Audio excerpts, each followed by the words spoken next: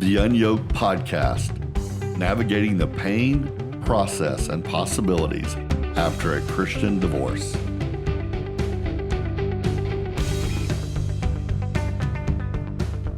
Your phone feels like such an easy way to be a voyeur and to explore your options of the other sex.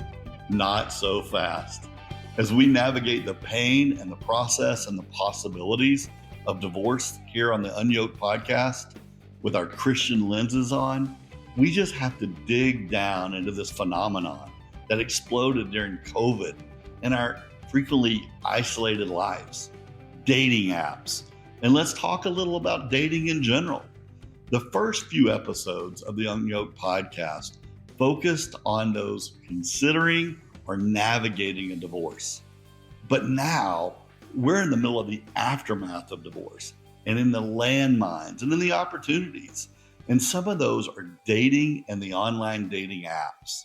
Now I want a disclaimer here. When it comes to the order someone should walk down the newly single road, dating should not even be in the top 5 things to do post-divorce. But I already know it feels right to be in a relationship for many of us. We all fight loneliness to various degrees. And frankly, we get some highs from the attention, from the gamesmanship of dating or the flirting. So it's just a huge temptation for us and a lot of us in our early single life. But if you're within a year of your divorce, listen to this episode. Don't act. But for the rest of us, let's dive deep. I put this episode early on the list because dating and the dating apps is where most people go when loneliness strikes. Now listen, to a lot of you girls listening, meeting in a grocery store, just creepy. Let's be honest. If I came up to one of you women listening right now while you were shopping, you would have your walls up high immediately. Clutch your purse. Us guys can't win. And then sometimes you women say, I never meet anybody. Well, that's because you don't look anybody in the eyes in public. You keep your earphones in at the gym and you only go out with your girl groups where if a man is walking up to you to say hi, he's walking into the lion's den. Many of you have your bubbles and they're almost impenetrable. And we don't like trying as guys and we don't like guessing whether we're even allowed to. So we just don't. Women are scared of creeps and men are scared of being creeps. It's like we're back in junior high again at the skating rink. Dating is hard. Dating as a Christian is even harder. Have you ever had someone throw shallow advice your way? Their flippant instructions are sometimes irritating, and sometimes it just feels condescending. When an answer is too simple and easy, it's generally because whoever lobbed it really hasn't dug down into the nuances of a situation. We single Christians here, just find yourself a girl in church. Well, don't I wish? Church single groups can be extremely awkward. More on that in another episode about church. The odds a relationship won't work is far greater than it will. If you love your church, you don't want a relationship to end your ability to call that your church home. And size matters. There are many churches too small to deal with the politics of dating within the walls. People taking sides or working overtime to try to matchmake. Choices are very limited unless maybe you go to a mega church. Small churches are like small towns. You know, I lived in a small town, and after my divorce, when I was ready to date, I did not date anybody in my small town. Well, why? Because there's only one gas station. I want to be able to go to it and not have to worry about who's coming over my shoulder and if I have to have an awkward, conversation with somebody that I once dated. And I want to be able to go down every aisle in the Dollar General store without having to skip one because somebody's down there and they ghosted me or I ghosted them. So I just never dated in my own hometown. And that's sort of the same way it works with small churches, let's be honest. For Christians, the idea of meeting someone in church just isn't easy as it sounds. Now, I find this way truer with women than men, but sometimes we are pushed into dating. Our friends or even our children are tired of seeing us alone, maybe around the house. maybe even lacking purpose or even happiness. They want to see a smile on our faces. And maybe selfishly, they want to see a smile on their faces. They want the double dates, the couple dinners, the foursome travel partners to go with. So they're pushing us into dating. If I've been told this once, I've been told it 20 times. My daughter made this dating profile for me. My friend runs my dating app account. I don't know too many men who had to be pushed into dating, but I know plenty of women who felt like they were. But let's say you are ready to meet somebody of your own accord and at your own speed. You need to think a little bit. What does dating mean to you right now? How are you going to manage this new event in your life? What rules do you want to govern your time and the energy level of this new venture? These are very interesting thoughts when you ponder them for a moment. Yes, most of us want a healthy relationship at some point, but not all of us are healthy enough to find our partner. And I can 100% assure you, there are so many unhealthy people out there in the dating pools. Without the right lenses, you will make big mistakes. Big ones. I can assure you I have. Now, there's stats. I don't know exactly what they are about how many years to be single post-divorce before you find yourself again, or maybe find yourself for the very first time. Some of you got married so young, you've raised your family, and you're trying to find yourself again. You never even had it. You were a mom, you were a wife, and now you're single, or you're a husband and you were a provider for your family. And now who are you? What are your hobbies? You don't even know. Without that lens of knowing who you are, how are you going to know who to go look for and what makes your best partner? You have no idea yet. When we come into dating without a plan, it can be dangerous and a costly trip. When we try to just fill the holes in our life, fill our time, fill our need to feel loved and appreciated. Well, listen, that's super easy, especially for you women listening. Dress nice, do your hair, create an online profile account, and you will get guys calling you pretty and offering to spend time with you in 5 short minutes. It's not hard. But what are you looking for? Are you looking for a life partner or just a date? Do all the dates have to be potential life partners? We're not teenagers anymore. The dating advice we got in our youth groups is not even close to applicable. We have much harder lives to navigate. Money, emotional, family, boundaries. It is so much more complex. Many of you want to date someone opposite of your ex, or maybe very similar, but without those flaws. I know quite a few people who tried to date the exact opposite of their ex-spouse. They found a trait that they felt so different, only to find they married their ex-spouse all over again.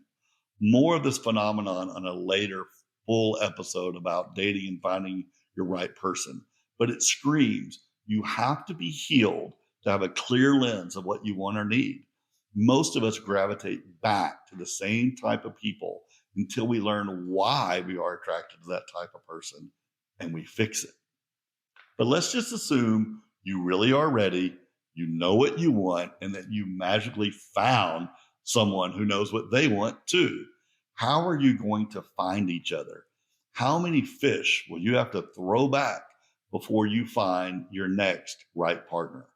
How are you going to exercise those flirt dating muscles if they've been dormant for a while? Scary, right? Introduce the dating app solution, an easy way to window shop and pick your person with ease. Not. Now, side note, I find it so funny when some of you women listening get on an app for the first time. It's like walking through one of those full-length mirrors made of water where you can walk through, but you have no idea what's on the other side of it. Well, some of the women coming to these apps, they open their accounts super scared, super cautious. The new accounts have no bio, and they have pictures of cats, lakes, memes, etc. that were uploaded so nobody can see your face. Then after you get your dating legs, those get changed to maybe your best pictures that you happen to have on your phone. And then over time, maybe it matures. It's just so funny because I used to log in and I'd see a few cats a day on the apps. And I think, oh, here's another dating newbie. Swipe left. She's new to the game. She's not ready. And I'll leave the fake names y'all create alone. There's so many of them out there. And I get there's privacy concerns that y'all have to deal with. Now, listen, there are some giant differences with the denominations, the spiritual maturity, the brokenness between all of us right now listening to this podcast. Some of you are very guilt driven. Some of you are people pleasers. Some of you are introverts. And some of you never in a million years would tell your friends, family members, and especially your church friends that you use a dating app. I see it written in bios all the time. Let's tell everybody else we met in church. It's sometimes tongue in cheek, but I think many of you don't like to admit that you're even on dating apps. It feels taboo in the church world. What will your friends think? Should I put Tinder on the homepage of my cell phone? Should I remove notifications? What will your friends think if Georgia Peach 4 from Tinder just messaged you? Or Big Sexy Cajun just super swiped you? Or even Ready to Rumble blows up your phone during a meeting or a small group? Some of these usernames are just wild. Let's just be honest. There are some common concerns and misconceptions about the dating apps within the Christian community. Tinder has a reputation of being a hookup app, but I've found that any app can be whatever you want it to be. Now, I have my rankings, but I have to be honest, I've never paid for an app that I can remember. So any of these apps I'm going to mention, the ratings may change if I paid. There are over maybe 100 apps that are available for you to date online in the app stores, but here are the top ones. Let's rate them quickly. Bumble. I like this app because it puts the woman in charge. She has to reach out first. Many of the women hate that, but come on, it's better than waking up with who knows what in your inbox every day. I found the women to be of higher class and more articulate than some of the other apps I will mention next. It encouraged information exchange and conversation. I'll give Bumble an A. There's another app called The League. It's hard to get in and it's expensive, except they do let you in with free approvals, but it is great because there are no fake accounts. Everyone is vetted. I have met really good quality people in The League who seem to be truly interested in meeting someone and trying out a relationship. Another A, but I'll give it an A minus because with a free account, you have to wait in line, lightning in a bottle, because you only get 3 swipe choices a day. And think about how long that takes to finally find your person. Facebook dating. It's on the app. It's a weird addition to the normal Facebook app. I'd say 95% real people, but an awful lot of looky-loos. And there's the ability to see possible friend matches and do deep detective work, knowing their first name and the city they live in and anything else they accidentally revealed. But it's a buffet of possibilities, but it feels more like a waste of time if you're really serious about meeting someone. I'll give it a B. Tinder.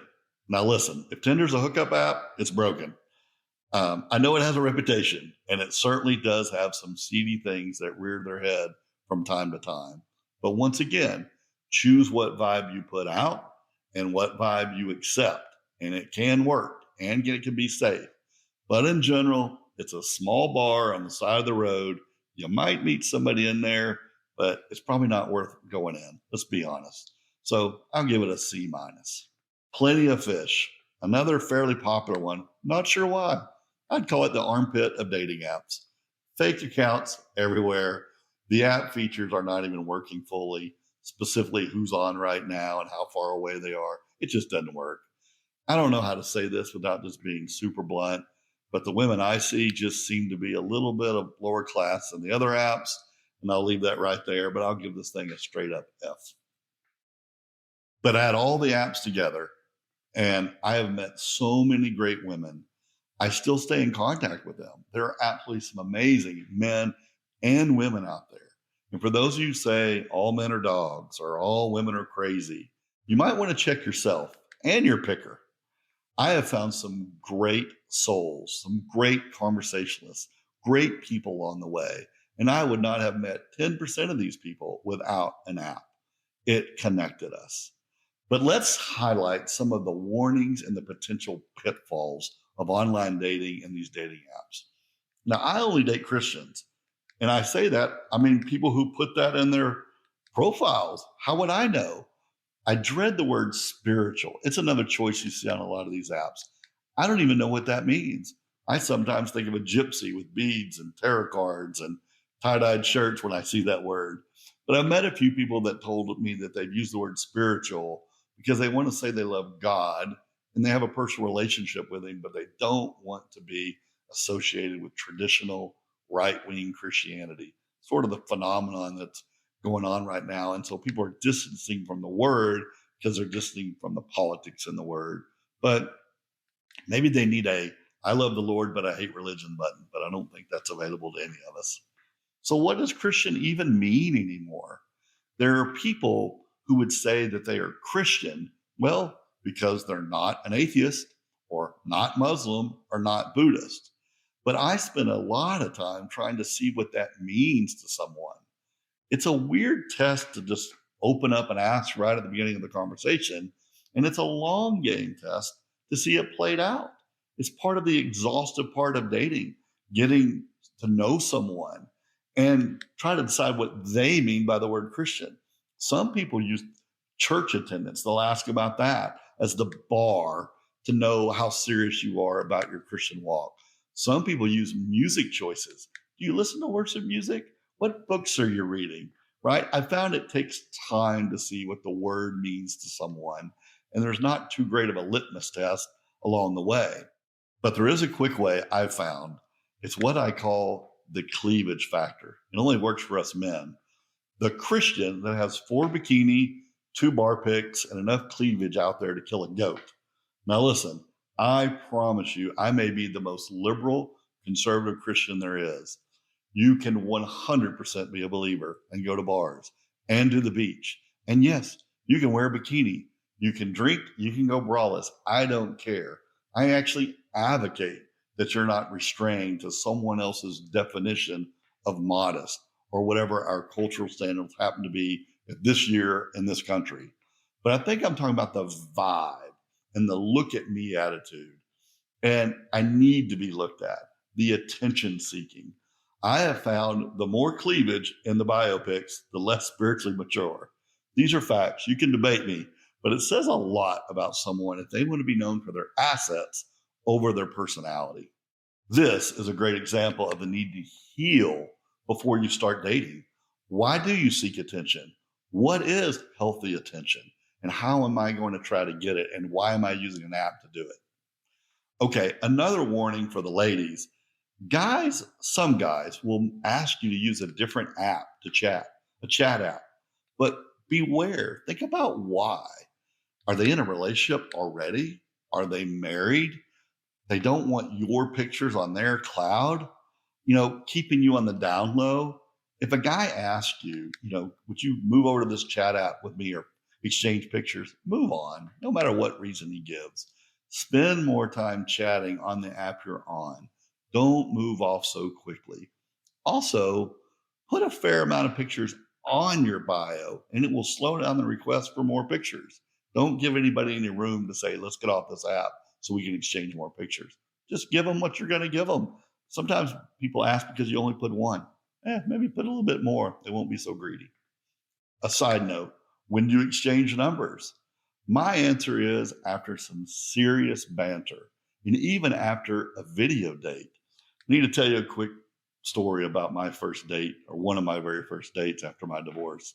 I just texted someone. We had a little bit of banter and I thought, oh, must be time to meet. I decided to meet him. I didn't do a phone call. I didn't do a video call. I did nothing. I walked in to the biggest mess of all time. I walked into a group date situation. There were so many people at the table. I didn't even know which one was mine that I was supposed to talk to. She was drinking. She was smoking. We were sitting there listening to a band of some friends that she had. I just walked in. I thought, what have I got myself into? It was really almost the perfect first date because once I did it, I do not go out unless I do a video date. It is the only way to go. It eliminates So many problems that happen in person, you can just learn about it already in the video date, and you don't even have to go on a date. Look into it. It's brilliant. Now let's talk about ghosting. Ghosting is a real thing. Man, I wish I could explain it for those of you who haven't described it yet, but here's the deal. One, when you swipe, you're swiping at multiple people because you don't know who's going to swipe back.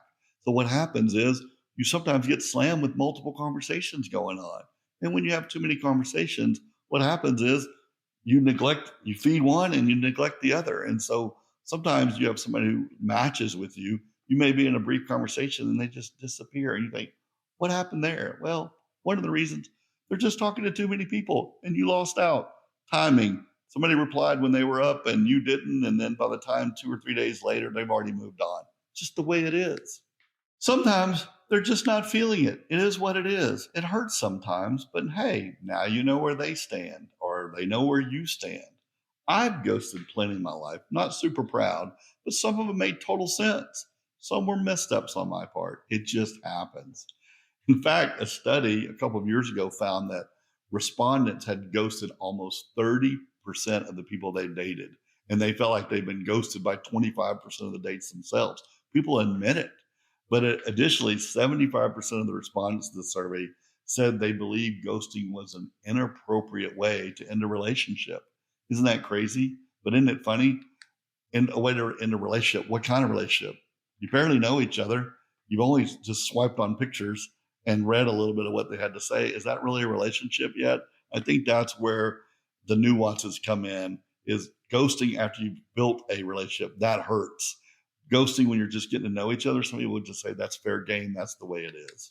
But this is not just a dating issue with ghosting. It happens a lot now with jobs and friendships as the world moves more and more online. It's proven we behave way differently in person than we do online. It's a thing. Plus, once again, what do you owe somebody that you barely know? Here is what will help with ghosting and with online dating in general. Say what you mean what you say. Honesty. We don't have real relationships yet, but we don't need to be rude. Maybe your laugh is not going to make me happy for the next 30 years. And I don't want to tell you because I don't want to offend you. But I know with that hairdo that you have with that tank top, just going to be a little embarrassing for me. And the dog, he's ugly. I'm not going to tell you that, but it may be enough for me to know you're not my next person. And so I've just moved on, and I'm moving on because I don't want to tell you the truth. So just sometimes you got to let ghosting be what it is, right? And also, I feel like I'm speaking to the ladies a lot today. Why do you have no bio? You just put up your pictures, right? Well, some of you are getting it just a little lazy. If you put up a few pics and no bio, no wonder why you're getting ghosted. If you would have told me about your 5-year-old kid and that you work at Blockbuster still, I might not have swiped. I mean, give me some details, for crying out loud.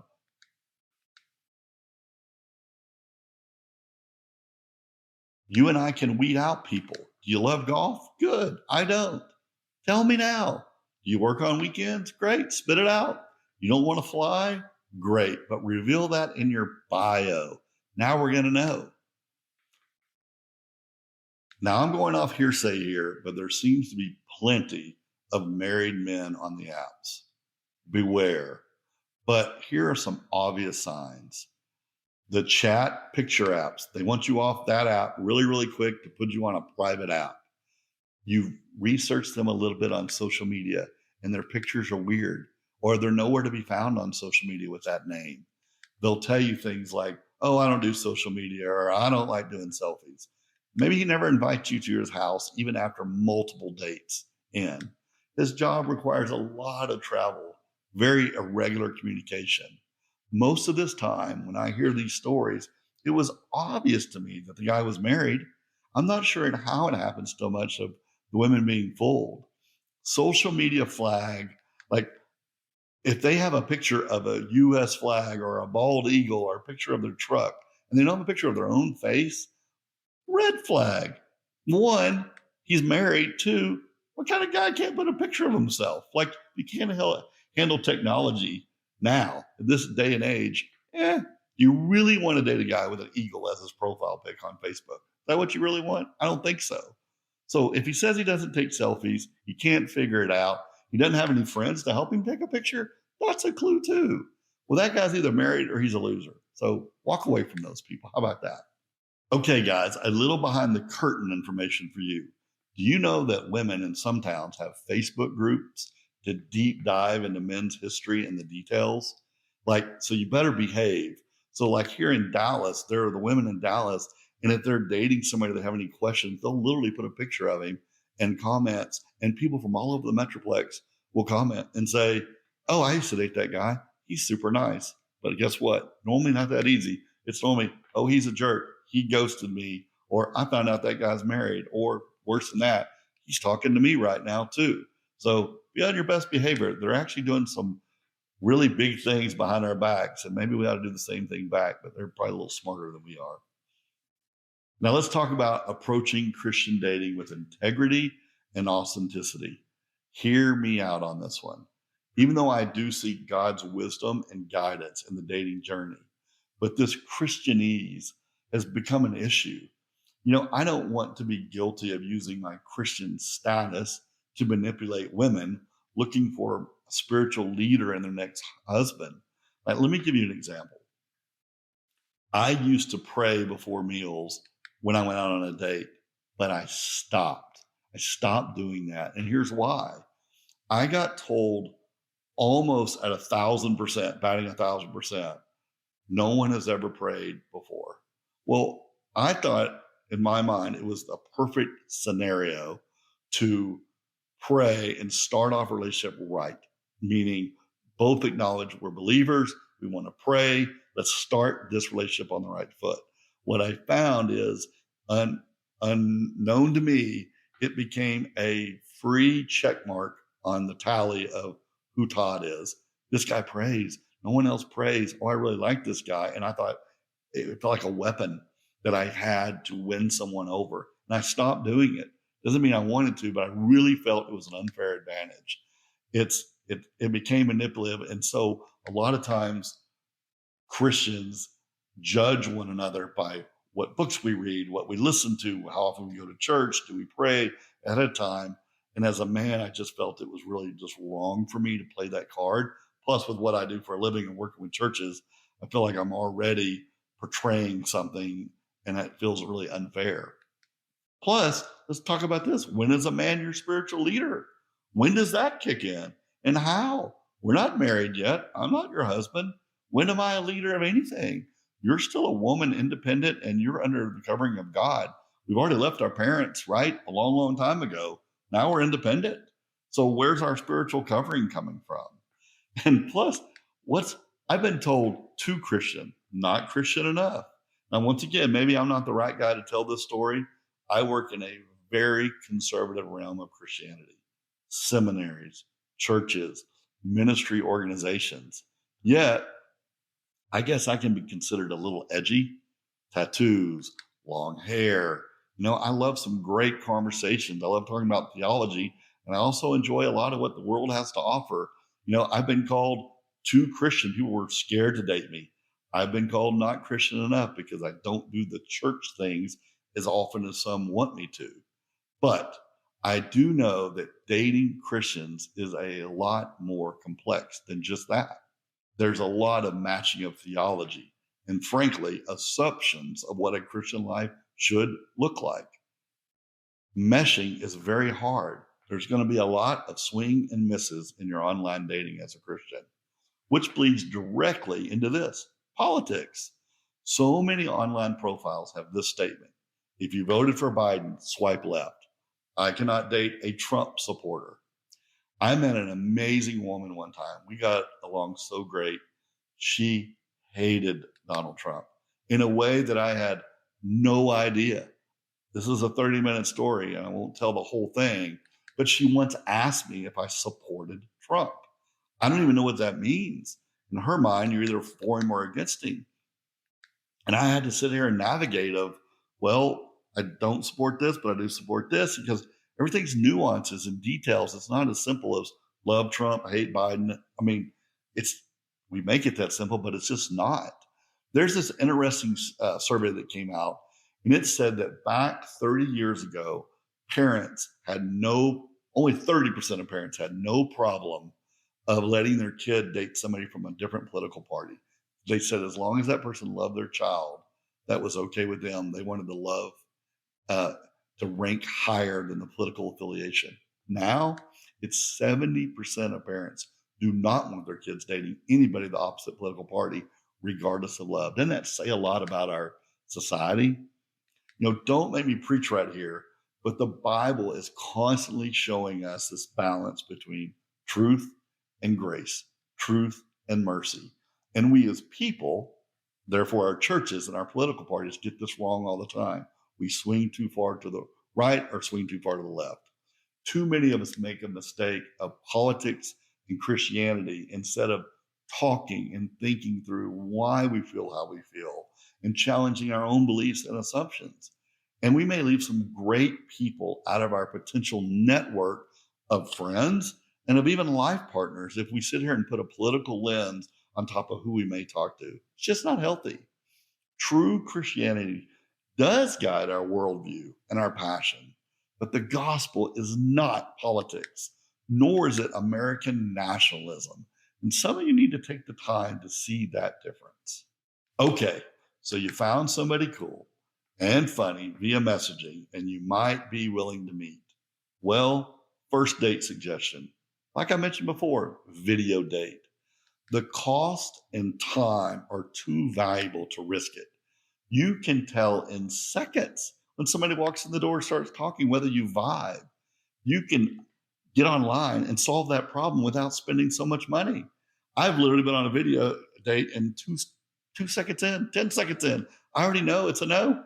Just by what's in the background. How many cats are in the background? What kind of laugh? What did you wear your hair? Did you hold the phone way down here? I'm not marrying somebody. I have to look at their chin every time we talk. Do they have a green light or not? It's judgmental, but you can learn so much. And anybody can be good at texting on the apps. Like I said, I blew one of my first dates, and now I know to just do this. Why waste time? Why hire babysitters? Why spend the money?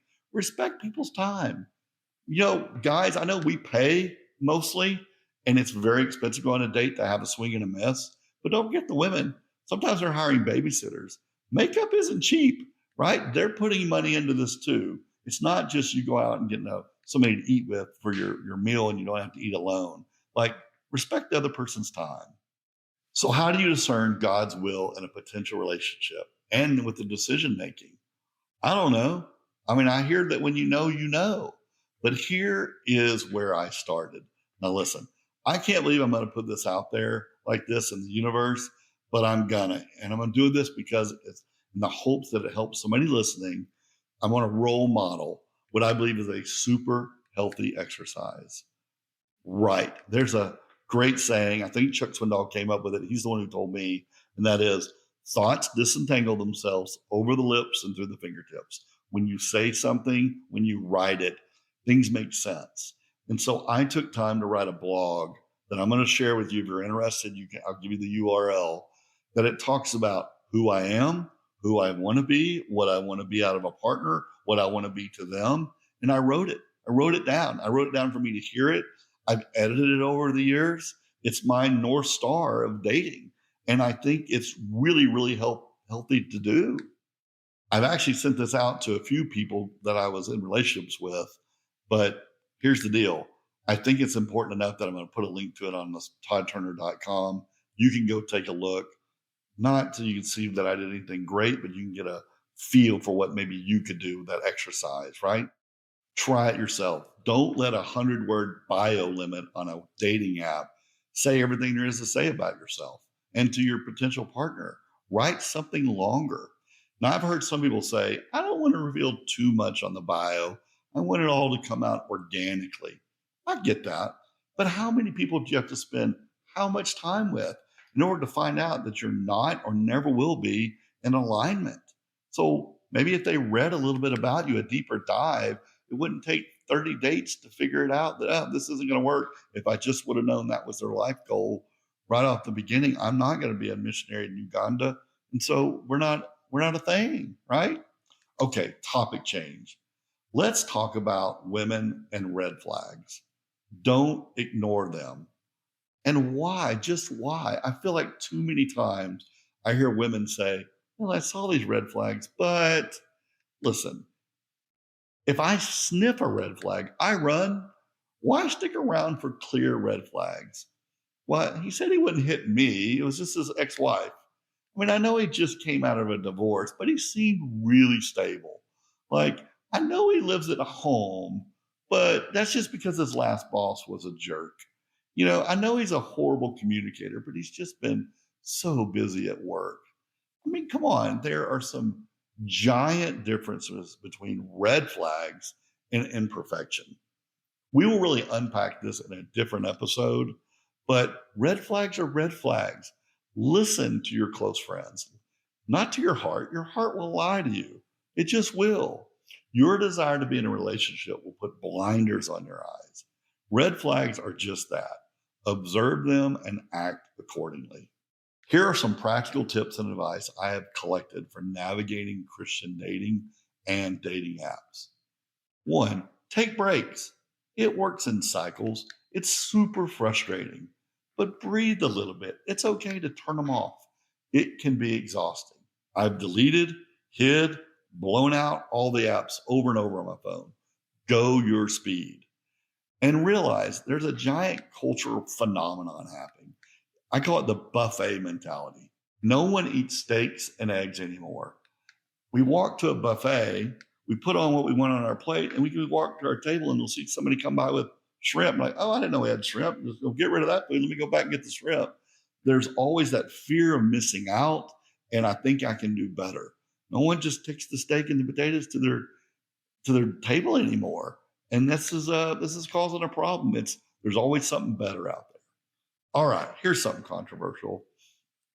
No sex, at least for a month. Like, if the person waits on you, they may actually want to get to know you. Now, 90% of the people listening to this podcast are having sex.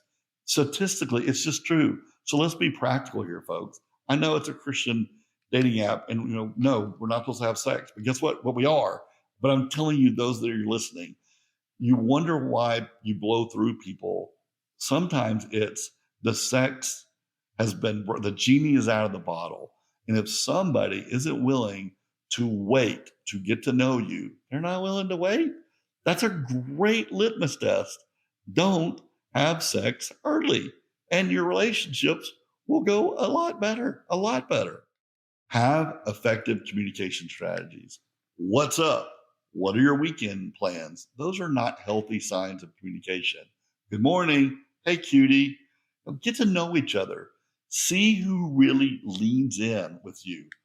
Sporadic little texting is not relationship building. If somebody can't be in a good adult conversation, offer to have a video date with you and get to know you, they're not your person. And listen, culture matters, not race, culture. I tell my kids this all the time. I really don't care about the race you date. I don't think it matters, but culture does matter. I'm going to give you a story of 2 white people that I know of. One was from Ireland, where it's wet and cold, and the other was from Arizona. They met in college, and they got married, and they moved back to Ireland. Well, back for him, not for her. She was miserable. She didn't know people. She didn't like the food. And quite frankly, she didn't like being wet. And they moved, because of the strain it put on their marriage, they moved back to Arizona. And guess who was unhappy there? The guy.